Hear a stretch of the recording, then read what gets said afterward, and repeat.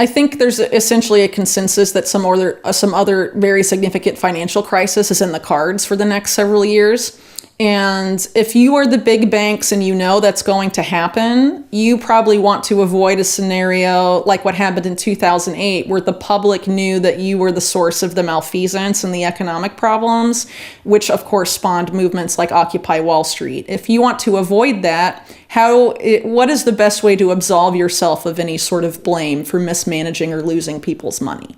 If you can say that hackers took it, then you're totally absolved, and whoever the hackers are the ones to blame. And U.S. intelligence, or really any intelligence agency today, can frame anyone they want for a cyber attack. We know this from one of the last WikiLeaks releases called Vault 7, where it revealed that among the CIA's hacking tools were the ability to place the fingerprints of adversary states, or really any group they wanted, into hacks that were actually conducted by the CIA itself.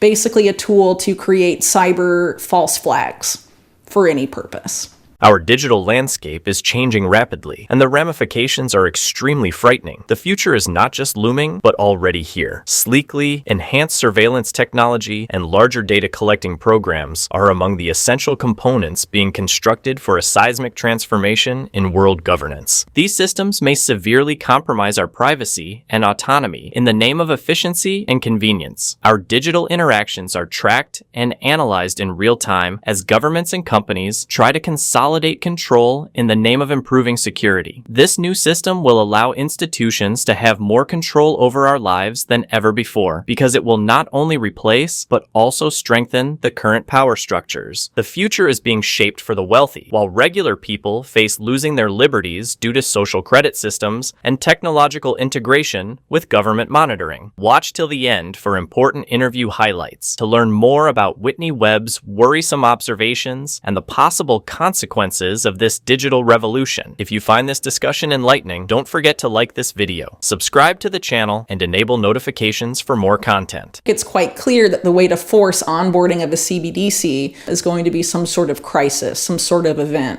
where people will be made an offer they can't refuse, essentially.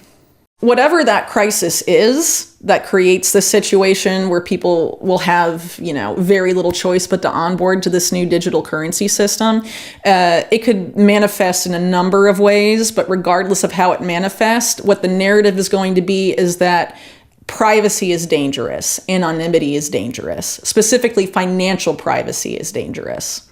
Those are going to be the narratives that come out of this event, and that's going to be a way to force onboarding both onto digital currency that can be tracked to stop terror financing or things of that nature. And also we have to know who everybody online is, or we have to know who everybody is interacting with these systems. We need digital ID.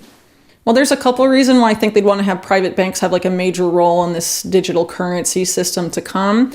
If there's a private sector entity banking you and managing your money, it's much easier for them to bank you than the federal government. So for example, if the Federal Reserve were to do a direct issue CBDC, it would be harder for them to freeze someone's bank account or debank them in any sort of significant way, as opposed to a private company where you have, for example, precedents where JP Morgan Chase, for example, debanked Dr. Mercola and some of his executives and didn't give any reason as to why. They just said, we can no longer provide you with financial services, no questions asked. That would be very hard to do in the case of a direct issued CBDC. This is something similar to the argument that's been made for social media companies censoring. They say, oh, but they're private companies, so they can restrict speech however they want. But we know now that their restrictions on private speech have been a result of public sector pressure, right? So again, people need to keep in mind that this is a public-private partnership. That's the prevailing model in the United States. The digital dollar in the United States is also going to be a public-private model. You'll have the Fed, the central bank, working with the private banks that own the Fed in the United States, and that will be the partnership between them will be the system. It's not going to be all public. It's not going to be all private. It is a partnership. If the Fed were to do a direct issued CBDC, it would take them a few years to design, experiment, and deploy it. If you're using these existing dollar-peg stablecoins, those are already here. They're already on blockchains.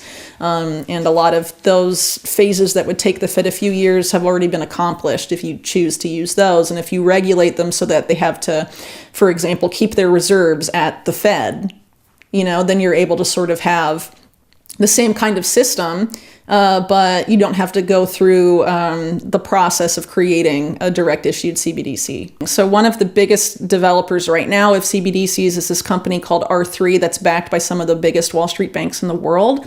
And they were named by Central Banking Magazine as the CBDC Partner of the Year last year. And then they're developing a litany of CBDCs for countries all around the world. But that's just one part of what they do. They have this thing they call a digital currency accelerator. And the three types of digital currencies R3 develops are CBDCs, stable coins, and tokenized deposits or deposit tokens.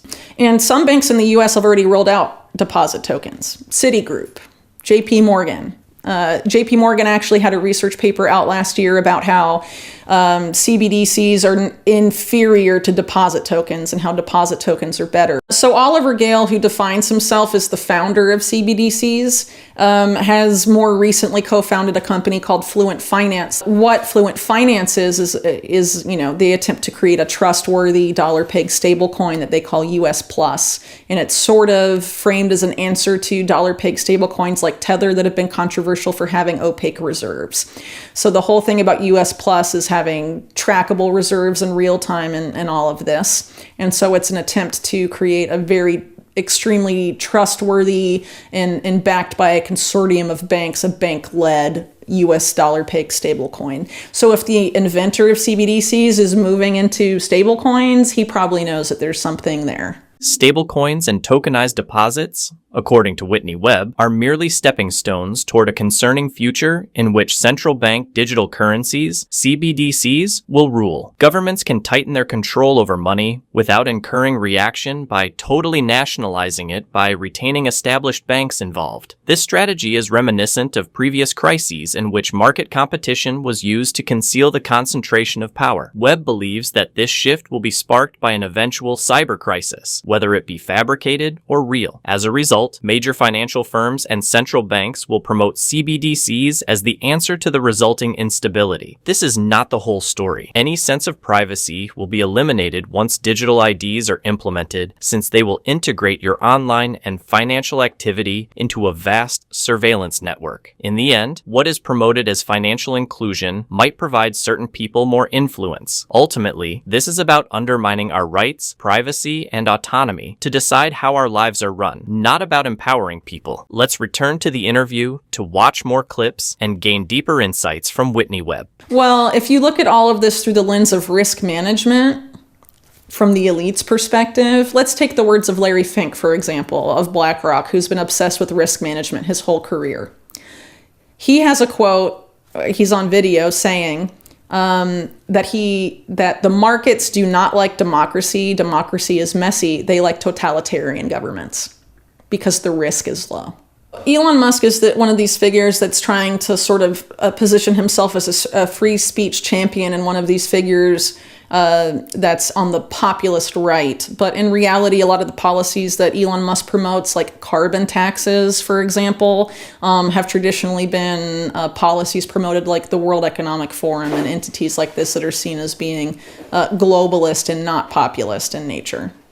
People forget that Elon Musk is someone whose business has depended to a large degree on government subsidies, and currently a lot of his companies either depend on mass adoption of electric vehicles via policies linked to the Sustainable Development Goals to phase out fossil fuel vehicles, or they are contractors for the Pentagon and intelligence, like SpaceX. I think there's essentially a consensus that some other very significant financial crisis is in the cards for the next several years.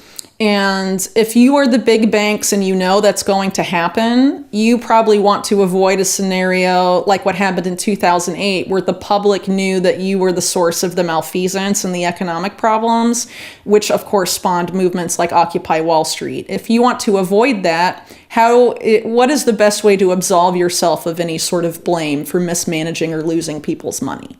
If you can say that hackers took it, then you're totally absolved, and whoever the hackers are the ones to blame. And U.S. intelligence, or really any intelligence agency today, can frame anyone they want for a cyber attack. We know this from one of the last WikiLeaks releases called Vault 7, where it revealed that among the CIA's hacking tools were the ability to place the fingerprints of adversary states, or really any group they wanted, into hacks that were actually conducted by the CIA itself.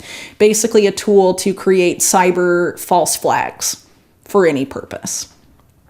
And the current CIA director is the person that was in charge of the Carnegie Endowment when they created these papers with the biggest private banks and central banks in the world about a cyber attack on the financial system, and how that would push for a merging of data sharing between banks and the CIA and intelligence. Webb criticizes individuals such as Elon Musk, who positions himself as an advocate for populism and free speech. She does, however, draw attention to the fact that many of Musk's policies, including carbon taxes, align with globalist ambitions that are frequently advanced by institutions like the World Economic Forum. She also draws attention to the fact that Musk's companies mainly depend on government contracts and subsidies, which undermines his populist claims. She goes on to say that intelligence services, such as the CIA, are able to carry out hacks and present other organizations as the ones responsible. The CIA's tools to leave fake fingerprints on intrusions were made public by the Vault 7 secrets. As we complete this debate, it's evident that Whitney Webb's observations shed light on the intricate web of relationships between financial firms, governments, and intelligence organizations. Her cautions regarding the possibility of staged disasters being used as an excuse to exert more control over our lives emphasize how critical it is to exercise awareness. In a time when technology has the potential to both empower and monitor, it is imperative to comprehend these dynamics. Be sure to like this video, subscribe to the channel, and activate post notifications for more content that digs deeper into these critical issues. Let's keep the conversation going and remain alert to the changes happening around us.